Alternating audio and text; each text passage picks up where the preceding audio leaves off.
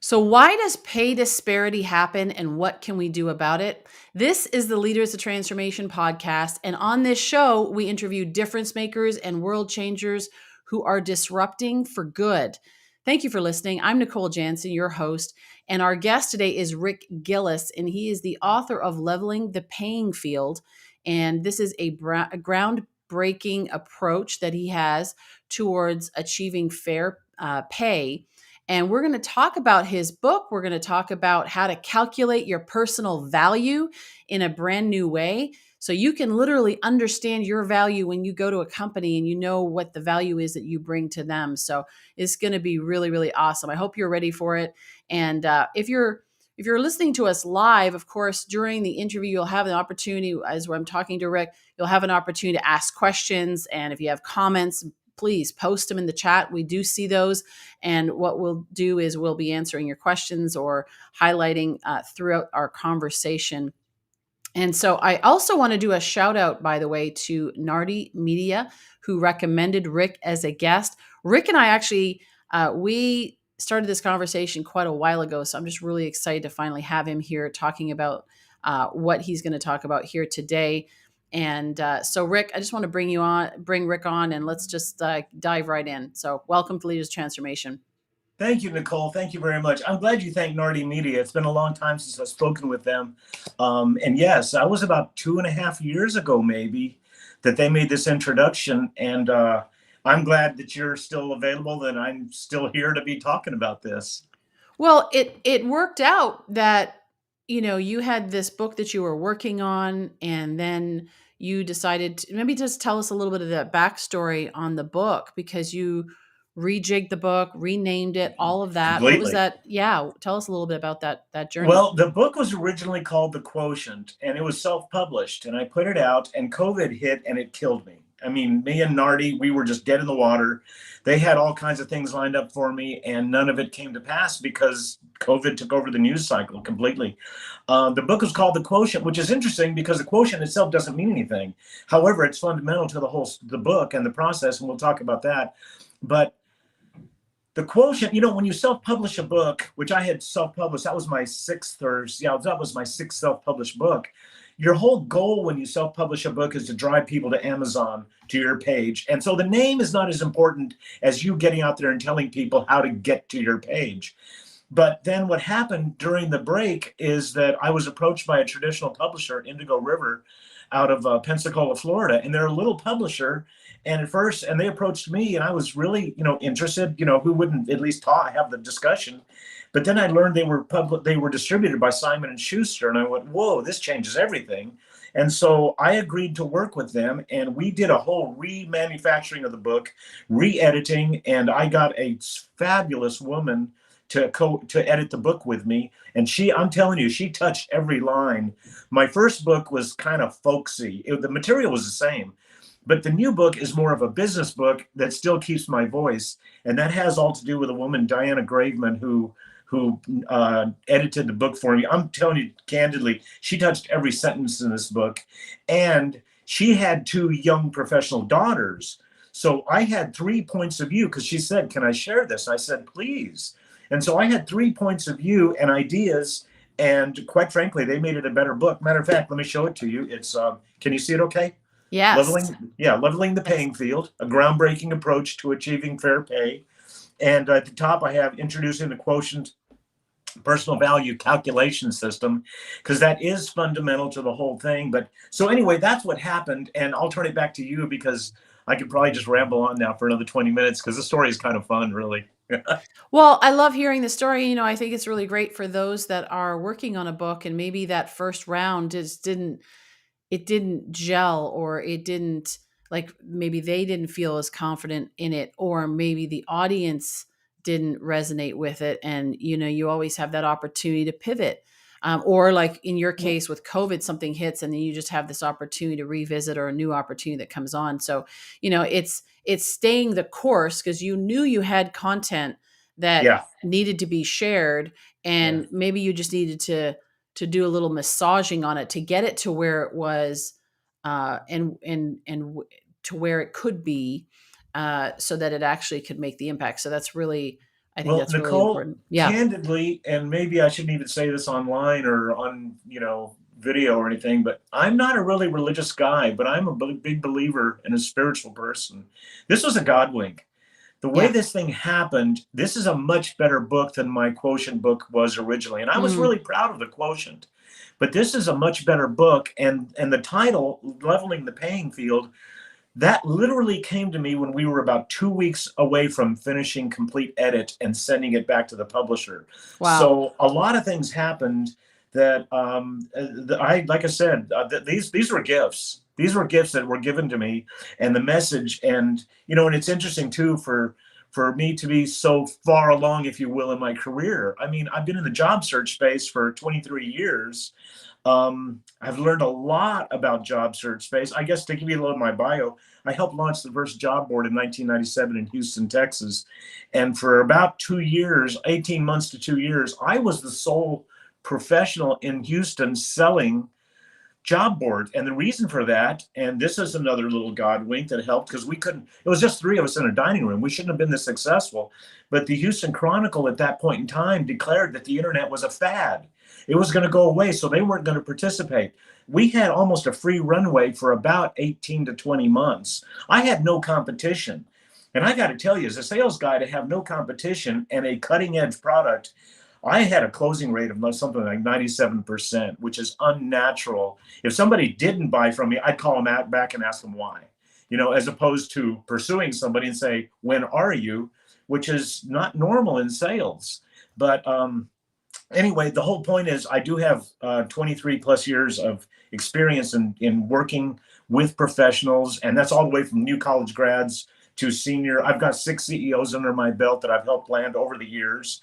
And I have processes in my job search methodology that is, matter of fact, it's on my website. If you go to rickgillis.com, scroll to the very bottom, it says job support at the very bottom of every page. You can click on that. You can see my documents and stuff. And I don't spend a lot of time there anymore, but that documentation works. I've created my own resume format. I insist people take a personal accomplishment inventory. That's very much a part of paying field.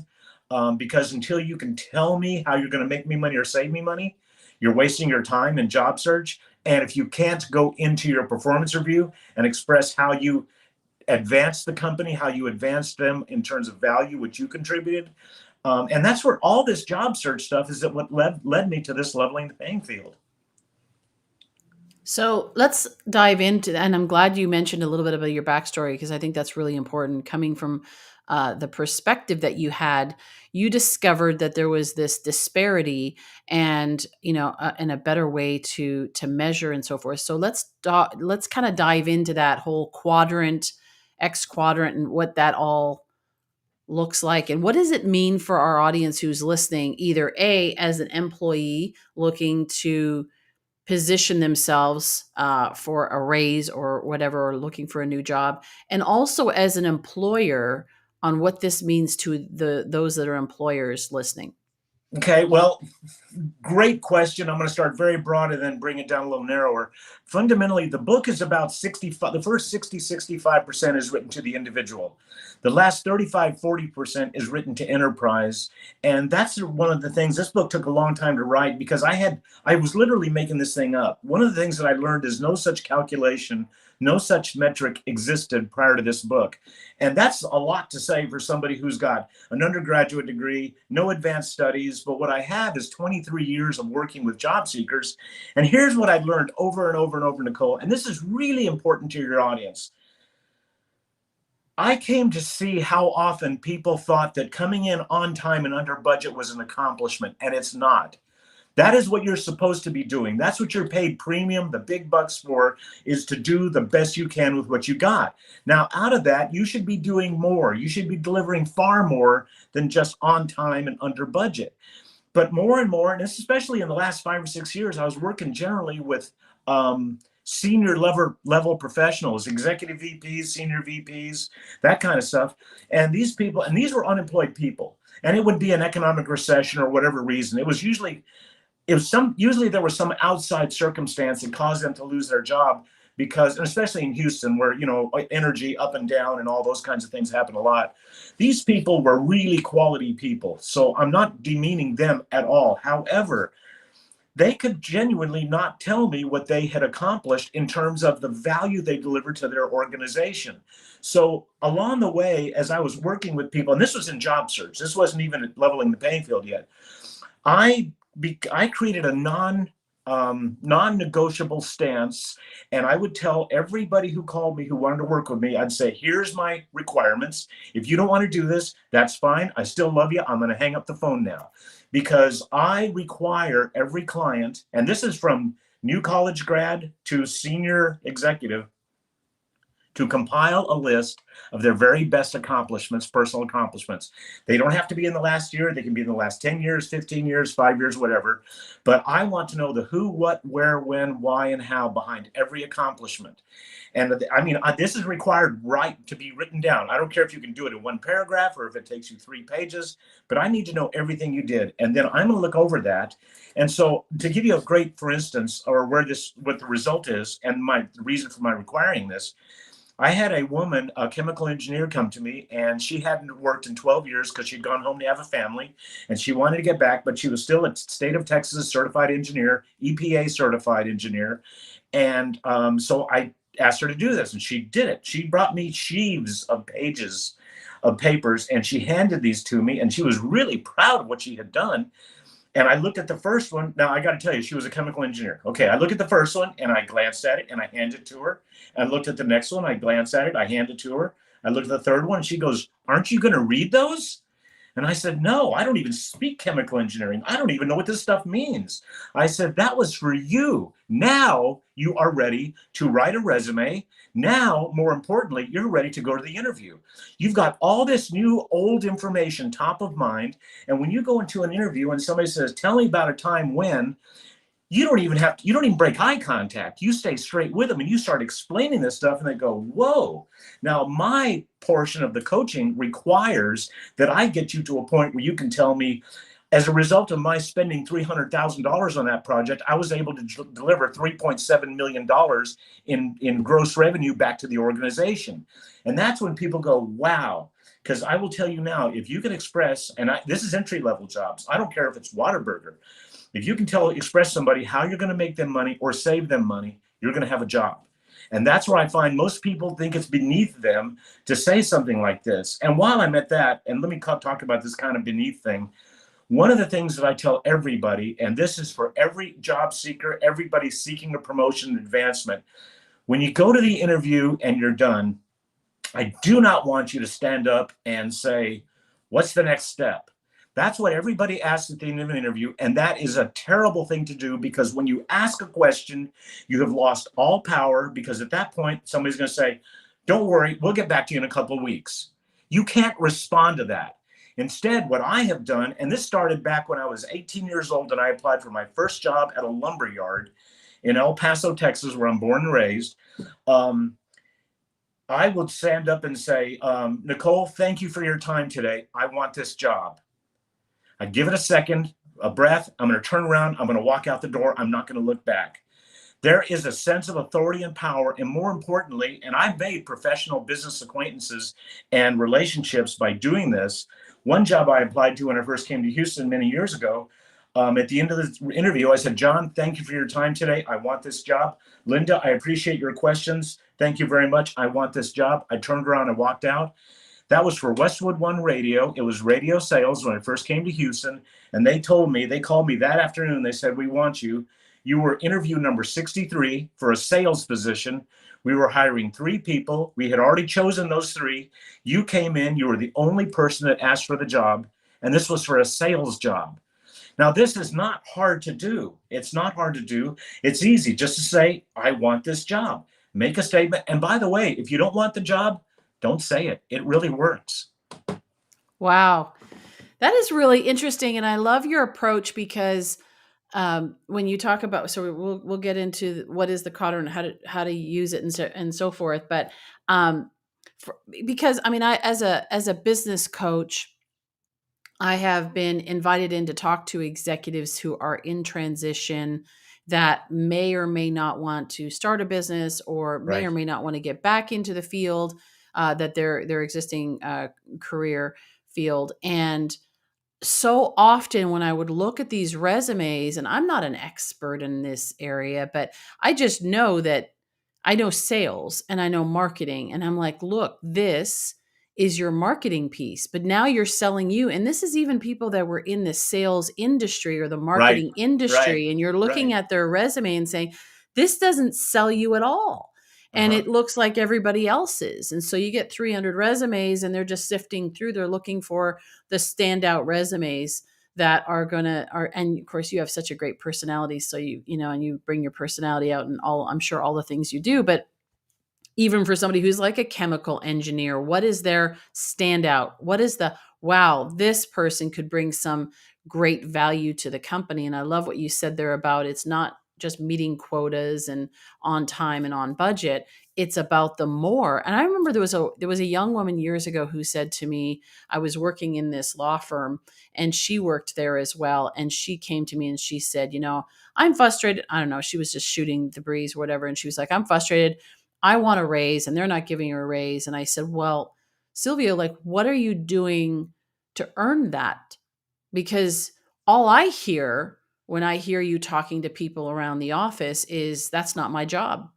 That's not my job. She was kind of like entry level, right? Wow. That's not my job. I don't do Wow. that. And I said, so you need to do more that would make your position and your presence more valuable. Like, what are you bringing in addition to the table? And that for her was like a whole new way of thinking about it, because most people that I've spoken to think that, well, I should get the raise and then I will do more, Work up versus to it. what you're talking about is it's in the reverse. Any salesperson knows that. You know, matter of fact, let me go ahead and start explaining to you what leveling the playing field is about. I just said playing, leveling the playing field. That's my play on, because out of all that experience of working with all these professionals, which I can still do, and I still, matter of fact, I have a client now and then, but not to the extent I used to have, especially during recessions and things. But leveling the paying field is about, let me explain the quotient to you. The quotient is a metric that I came up with. And once again, this is a number, a calculation that when I first came up with the idea, I was literally riding my bicycle in the neighborhood. I stopped because I could have fallen over. I knew this was a big deal. I just knew it was a big deal.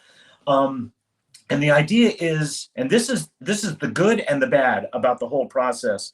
The good is it's so simple to do. The bad is you have to learn how to calculate your value as a paycheck worker to your employer. Now, a salesperson, a commissioned person, knows exactly what they're going to make. They know exactly what they're selling. They know they sold $1,000,000, and out of that, there's $100,000 of net profit. And out of that, they get 10%, they get 10 grand or whatever. The person who is working as a clerk, who's working accounts payable, who's working in IT, whatever, they don't really know the value of what they do. But I maintain that, and I've proven it because I've worked with so many people, we can determine a valuation for somebody's employment. And a lot of the book speaks to that. In fact, I have what I call Q studies in the book. I have 14 of them, and these explain the 14 different individuals I worked with and how to get their quotient. So the first thing you have to start doing is determine how what you're doing is adding value to the organization. Okay, now let's say, and here's what the quotient is. This calculation is so simple. I called a chief financial officer, a retired friend of mine, the day after I came up with this idea, and I said, how do you determine the value of an individual working for you? And he said, well, you really can't. And he is a retired CFO from a hospital. And he told me how they could take the grand total of what it cost to perform surgery, the surgical suite, the expenses, the talent, all that stuff, add it all up. And there were 11 people working in the surgical suite. And then they would divide that total up by 11. So that $35 an hour orderly and the $1,000 an hour surgeon were valued at the same. And I said, that's the best you can do. And he said, yeah. And I was like, so anyways, here's what it is. Let's say I pay you, Nicole, you work for me, Nicole, and I pay you $50,000 a year. And at the end of the year, you determine, I determine mutually, whatever, it's all in the book, that you delivered $250,000 in value. I take that 250,000, this is the metric, $250,000, and I divide it by your base pay of 50,000, your quotient equals 5. Now, how, and I made the leap from that to pay parity, which, by the way, when I was a kid at 16 years old, I was working part-time. My single mom was working full-time, 5.5 days a week, taking care of me and my brother, and I was making more working part-time than my mom was working 5.5 days a week. That is when this whole thing started. In fact, I have the little piece, this little piece right here is a quick disconnect. I used to assemble 600 of these or so a week, and it was paid 10 cents a piece. I would pick up the parts and assemble them. And I've kept one of them all my life. I still have this one. I was paid 10 cents a piece. I would turn at least 600 back a week, 600, and I would get $60. 120, 1,200, I'd get $120, whatever. And this is obviously a long time ago, but it's a true story. And so this pay parity thing has been in the back of my mind for a long, long time. But so to take your $50,000 you earned, now let's say that that your quotient was a 5 because you were paid 50, divide that into 250. You and I work together. I'm a male, and I have the opportunity of being maybe shoulder to shoulder with the boss a little more than you do. I go drinking with him, I play golf, whatever. My quotient this year was a 7, which means I delivered 7 times my base pay in value to the organization, okay? Your quotient was a 23. You delivered 23 times more value than I did, but I got the raise, the bonus, and the promotion. What's wrong with that? Well, before there was never a defensible, conservative way to measure and to compare. Now with the quotient, you could go to HR and say, hey guys, I have these lists of accomplishments from my performance review. I've got 16 accomplishments. I calculated, and you have to calculate conservatively. Always don't go. You say you saved $1 billion, you better be able to prove it to the dime. But if if you saved 100,000 or 7,000 or 10,000, nobody's going to question that. But you add all this stuff up. And part of my process is getting you in the habit, the accomplishment mindset of paying attention to what you do as you do it. Because people do good stuff every day and they're not aware of it. Okay. So you go to HR and you say, look, I need to get this made straight or something. I need a raise. I need whatever. And here's my documentation. If that doesn't work, you can go to the EEOC. If that doesn't work, you can go nuclear and go take your talents to another company that's willing to pay you, because you're going to walk in with this documentation that says, here's what I'm worth. Here's what I've done previously. Here's what I can do for you. And that's how you have to go and look for a job anyway, period. So that fundamentally is the quotient. And that's how pay parity. And I think part of my thought process is, and once again, this kind of evolved as I was writing the book. While the government and the Equal Pay Act of 1963 is in place, there's a lot of those things that just aren't going to happen. There's a lot of organizations that have good intentions, but they can't necessarily go out and level all the pay, because they're going to have a stampede of people who are not getting those pay raises while they're equalizing. Although I do know of some companies that are starting to do that, and they're calling it leveling. It's not a raise. It's just a leveling of pay. So there was one big company out of Australia that just did that. That impacted their divisions here in Houston, in the United States. So there are those kinds of things going on, but the process is, if you can, I think the individual has taken it upon themselves to do this. That's really my point. Yeah. The government has been trying to do this forever, but politics and Congress and big money is just not going to let things happen like that. And for your company to do it, it may or may not happen. Whereas people can take it on individually for themselves. And then I would hope, I had one woman at one presentation I did, she said, Rick, this is a revolution. And I said, I hope it will be, because if enough people learn how to do this, and it's not difficult, and I will candidly tell you, and like I said, the book is such an easy read,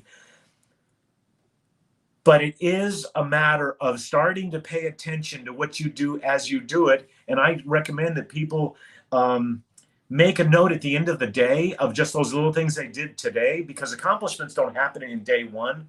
They happen over a week, 3 weeks, 3 months, 3 years. And you need to keep these notes because you don't remember all this stuff. So the whole idea is, you have to identify. I have a chapter in the book called your employer is not responsible for pointing out your wins. And while there's bonuses and certificates and raises and awards handed out every year and every quarter and all that kind of stuff, if you have made the company $1 million, you may or may not know it. If you save the company, one instance I tell in the story, and one of the Q studies, Q study number 13, is about a guy named Brad who saved his money, his real estate organization, millions of dollars annually by coming up with a solution to a problem they had. Brad, all the names have been changed in the book. Brad is actually me.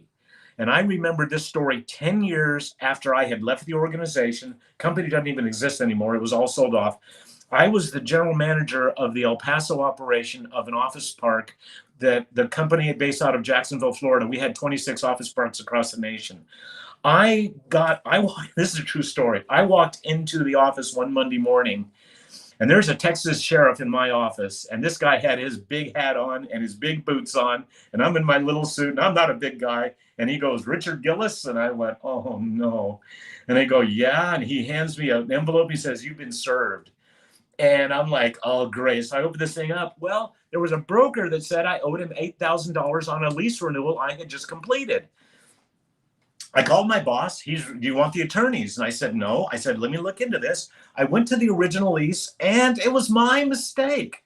I made the mistake because I had not seen where my predecessor had handwritten realtor will be paid on all lease renewals. It was my mistake. I missed it. I called my boss up. I said, I need an $8,000 check. I took it to the broker when I got it. I came back and I told my secretary, the lady who ran my office, she actually ran me too, but everybody thought she was the admin assistant. She was in charge. I said, we're going to go through every lease we have, and there was 185 leases, and we're going to put a cover sheet on these that annotates any changes to any lease, whatever, no matter how small, how big, so this never happens again. About 3 months later, my boss came to town, and he looks through one of my leases, and he goes, "What's this?" And I hadn't thought anything about it. I didn't share. And I just said, "Brad." I said, that was his name, Brad. That's why I call it Brad in the book. Rick is Brad because I really admired my boss. I said, "Brad," I said, "I put a cover sheet. Gay and I went through every single lease, and we came up with this cover sheet, and I never want to make that mistake again." I said, "That was my fault." And he looked at it, and he just goes, "Whoa." He took it back to corporate, and about 3 months later, 25 general managers were a little bit upset at me because they had to go do it to every one of their leases. And I had the smallest office park in the nation. But the thing is, I saved the company on the order. I calculated about $2.5 million a year in lost legal expenses we wouldn't have to pay. I remembered this 10 years after the fact. I didn't get a bonus. I didn't get a raise. I didn't get anything for that. And I should have at minimum gotten a bonus. I got my 3% raise. I got my 3% bonus. Everybody got the pool where we all shared bonuses from and all that. But that was a big deal. But you know what? The company was not wrong by neglecting me that bonus. I was wrong because I didn't have enough on the ball to say, "Hey guys, I did this for you." And that's what I'm trying to teach people is it's okay to stand up and say, "I'm entitled to this, and here's why." Don't make it up. Have it documented. Right. Well, there's a couple of things here that I wanted to bring up.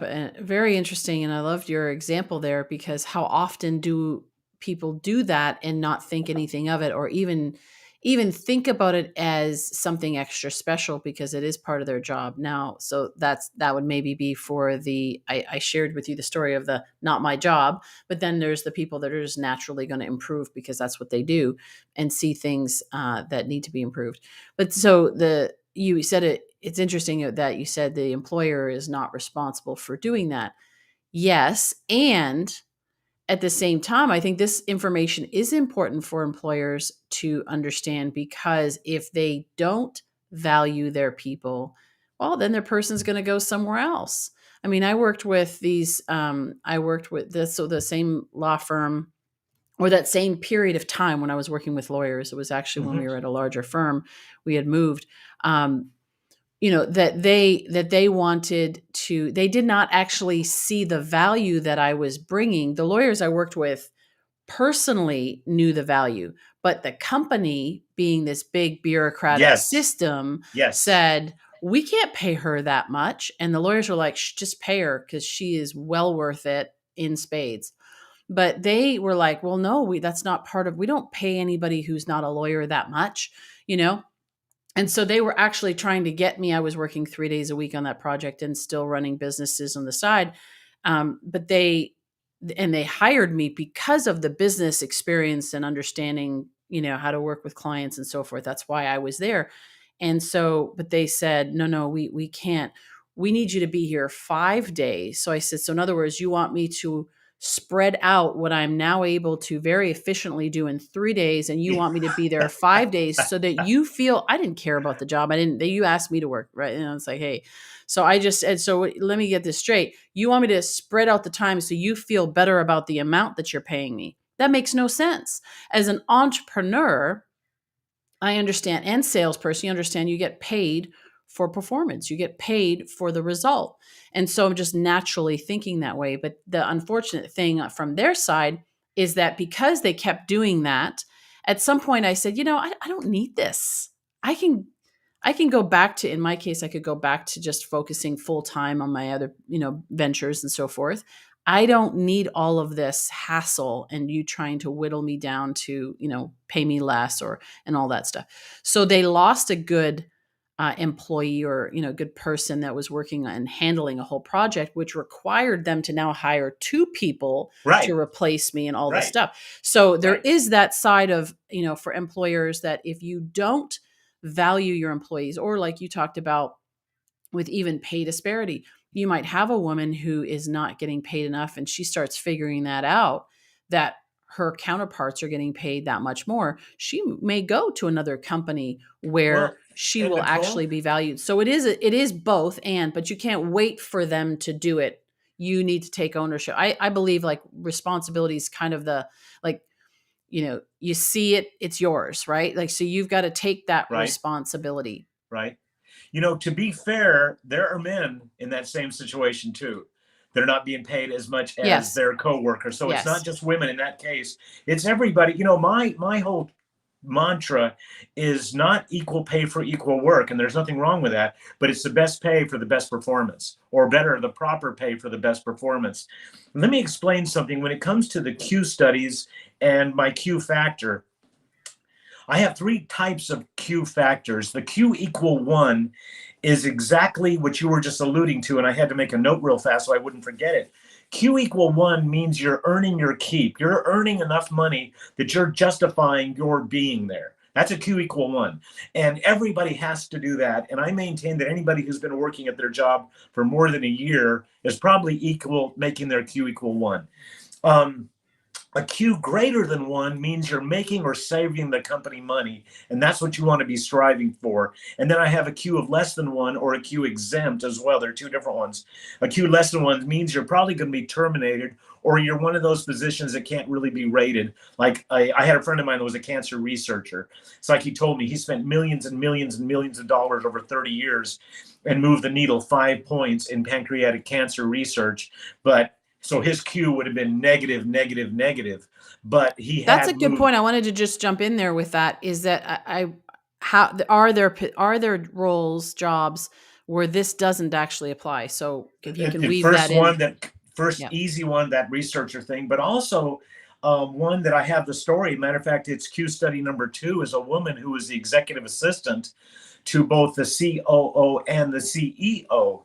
And she'd been there 8 years. So we knew she had her Q1 nailed, but she was generating far more value. But it was interesting, and this is a personal friend of mine, and she called me. We talked 4 or 5 times while I was writing the book. And one day we talked and we were on the phone, and I said, I call her Lisa in the book, so I'll stay with that. She said, Rick, you know what? I don't relate to what you're talking about.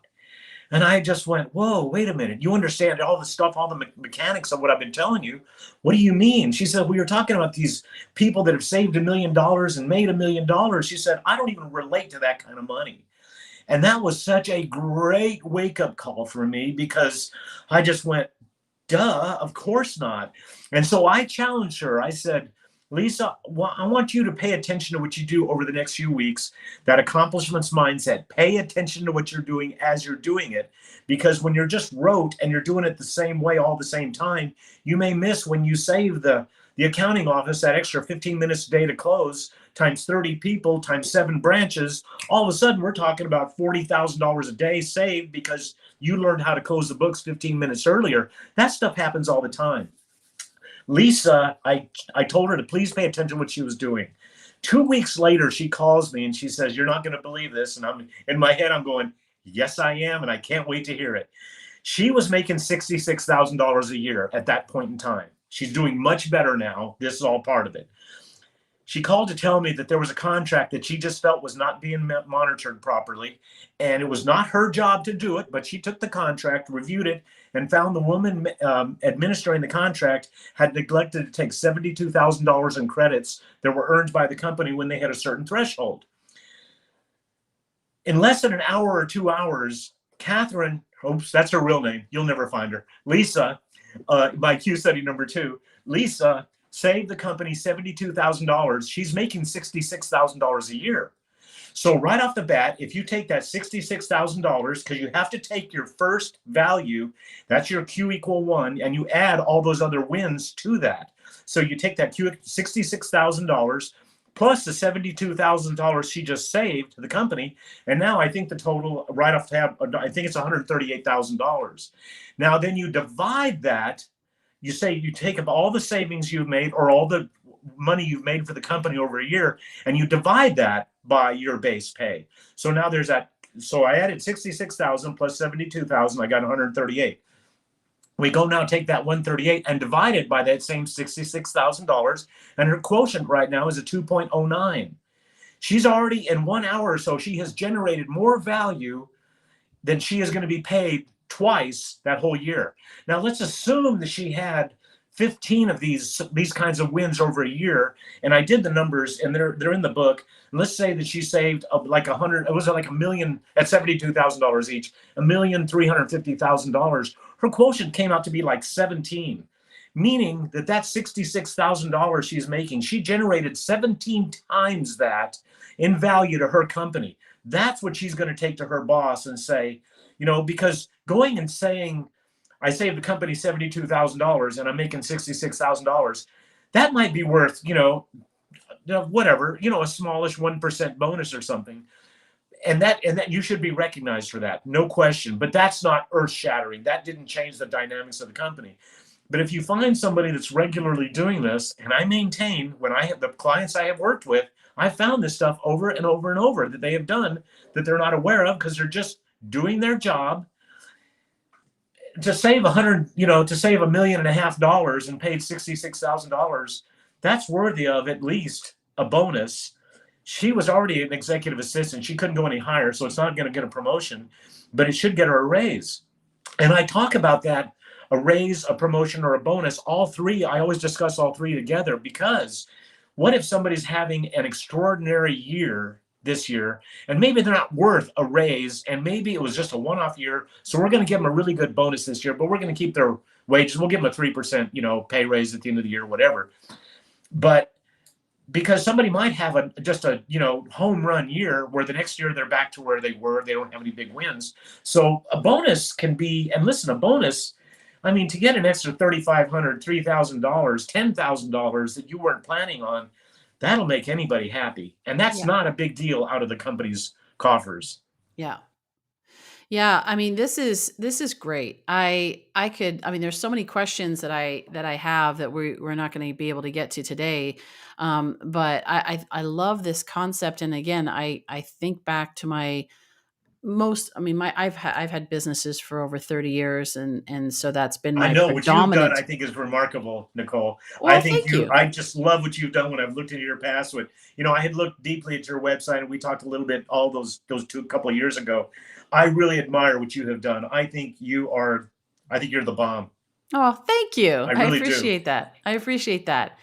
And during that time when I worked with this law firm and had that experience, it was really interesting for me to to work with big enterprise. So they kind of had a small firm, and then we moved, that tax department moved to a larger firm. So I had small enterprise and then big enterprise. And it was just so interesting to see the dynamics and the contrast to being an entrepreneur and a business owner, and building a team in that area. And so, seeing how this applies to what you're talking about, I think it's so timely. And I think that, and as I said, I've experienced it, because I believe that when you bring that entrepreneurial spirit, of creation and adding value and innovation to companies, you can be like an intrapreneur, if you will. Yes. You add value to the organization, you become an asset. It's just the same thing as I talk to with my coaching clients. I'm an asset to your business. An asset brings money into the business, it doesn't take it out. If I'm at a position where I'm taking money out of the business, I need to fire myself, because You're that's right. actually contrary to the purpose of why I'm there. And so in doing that, when I worked with these lawyers, I was constantly doing that. But even then, even though they were paying me well and so forth, but even then, I never really sat down and calculated the value. And until, there was a point, and I think this is maybe a good point for those that are listening, to stop and look at it from a perspective that even if you're no longer working at a company, or you're in transition looking for the next thing, it will help you build your confidence in realizing that, what, I really do have value. And because I know I hear that a lot from people, they get to that point where maybe they have been in the job market searching for a while, and they say, well, maybe it's just like the little voices in their head say, maybe I'm not, maybe I am over the hill. Maybe I'm not worth as much. Maybe I'm not able to add value to a company anymore. And so this is for those that are in, they have a job, they're in a company, they're working, and they want to, be able to be paid fairly for the work that they're doing. But I think it's a confidence builder to realize and Yes. saying, wow, you know Yes. what? Because when I looked back at one point when my confidence took a hit and I started looking at my life and the accomplishments, I did go back there and went, I mean, how much I saved that company, how much I, added value to that company. It was extraordinary. And so, and not to say that it's just because I was using my entrepreneurial natural way of Right. thinking and approaching it to that environment. So, You know what, yeah. Nicole? I spoke with a group not too long ago. I'm not even going to say where they were, a job search group, and this is probably, I don't know, half a year ago. And when they were doing their rahas and rahs, and somebody landed a job at the beginning of the thing before I came on, they were talking about how this one guy had gone through 164 interviews before he landed. And they were all like, good job, the persistence, you're so good, I'm so proud of you, and give him a big hand. And I went, so when I came on, I said, guys, I appreciate your guy getting a job, and the persistence is remarkable. But the fact is, it's appalling. It took 164 interviews. That meant he was doing it wrong every step of the time. And it's because he did not know his value. And it's everything you just said. You've got to take the time. And that's why it's not negotiable. If you're going to work with me, you're going to put an accomplishments inventory together. I'm going to coach you. I'm going to guide you. And when you send me what you send me, I look at it, and I can usually come out with another accomplishment. So how did you get the knowledge to do this? Well, it's a process I invented. Oh my God, there's another one. Think about that. And people give me 8 or 10. I can usually come up with 12 or 15 accomplishments. But if you don't have that accomplishment mindset, it will take 164 tries before you land a job. And that is, can you imagine what his family was going through during that time? Can you imagine what he was going through in his head? That's wrong. That's not to be applauded, in my opinion. That's crazy wrong. So, and by the way, I do have job books on Amazon. So I'll go ahead and tell you about that. It's called Job. That's my best selling book, and it still counts. But a lot of the material, candidly, is rehashed in Leveling the Playing Field. Let me see, get over here. Leveling the Playing Field. Yeah. A lot of the material, because this all came out of doing that job search stuff. And that's why I think it was a gift because candidly, there's a whole lot of people I've worked with over these last 20 odd years during recessions and all kinds of upheaval that could not afford to pay me. And I even tell the story. I've told the story about one guy. I remember vividly him telling me, it's either we pay the gas bill or I put gas in the car. And that's how, and I appreciate that. Been there, done that. So there's hundreds and hundreds of people I have worked with who have landed who never paid me a dime, but they needed it. And I think my little God wink came back right there. Yeah. But That's I've where the also book comes learned in. enough that I Yeah. can share this information. Yeah. I can share it, and I do strongly believe in my model. And Yeah. I'm getting old and crusty in my ways. I'm going to do it my way, or I'm going to step back and let you just have your way with it. Well, I don't know about old and crusty, but you're definitely Old. confident, older and confident, and confirmed. How about that?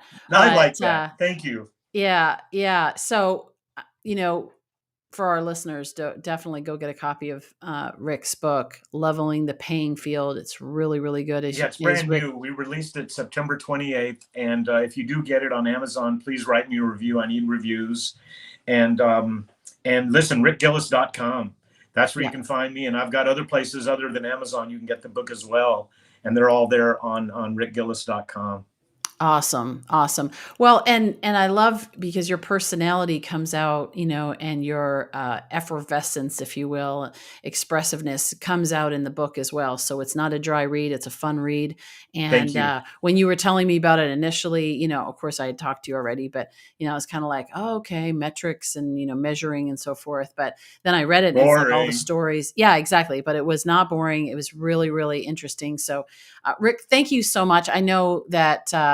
We're out of time, but Thank you, this was Nicole. super valuable. Lots of great information, and hopefully sparks some interest in those that are listening to start considering what is their real value that they're bringing, and start. It doesn't matter if they're a legal assistant or an executive It doesn't assistant or matter. whoever it is. So thank you for being here. We By the appreciate way, you. one last thing, the training curriculum first draft is completed. So I'm working towards that as well, that I can train people both at enterprise level and at individuals. So I appreciate it. And Nicole, thank you so much for having me, and great continued success with what you're doing as well. Thank you. I thank you, and I appreciate it. And that would be great. Yeah, to be able to train people on how to use this would be awesome. So appreciate you, and thank you to our listeners who've been tuning in. And hopefully, this has been, like I say, eye opening to you, encouraging to you. I encourage you that yes, get a copy of Rick's book. Sit down and start writing that accomplishments list. You will be surprised at what and with that, here's the coaching hat coming on, is that oftentimes I find that when I ask people what are their wins, they may give me, they may have trouble with it initially, but then even if they give me one and they immediately go to the negative, they go, yeah, but. Just set Oh, those butts aside, just set those butts aside and focus on your wins, get them all out. And it's just more empowering. Otherwise, you're actually sabotaging yourself during the process and diminishing the wins. How often, do we give somebody even a compliment? It's kind of a thing that we think that is a good thing to do. Is like somebody gives us a compliment, we're like, oh, this old thing. I mean, don't diminish the win, don't diminish the compliment, just receive it. The more that you're able to receive it, this is not from arrogance position, it's really being able to receive and acknowledge the success and the accomplishments and your value, the greater value that you can bring to others. And so I really, really encourage you to do that. And so also thank you, also for watching, like I say, this week. Next week, and we appreciate the support in this show and sharing it with your friends, and ratings and reviews and all that means so much to us. Also, next week, we're going to have another amazing guest on this show. And so please make sure that you join us. If you're able to join us live, awesome. If not, of course, we're going to have the recordings available. And lastly, this is episode 401. FYI, there are 400 other episodes available for you at theleadersoftrandsformation.com. highly encourage you to go check it out. You can use the search field actually and type in a topic that you're interested in, or we have categories. We have lots of ways for you to search for what it is that you're looking for. And if you don't see it, well, reach out to us, make a suggestion, and maybe what we'll do is we'll bring that topic to the forefront and have a guest on that can speak to that. So with that, thank you again. Appreciate you being here, and we'll look forward to seeing you next week on the Leaders of Transformation.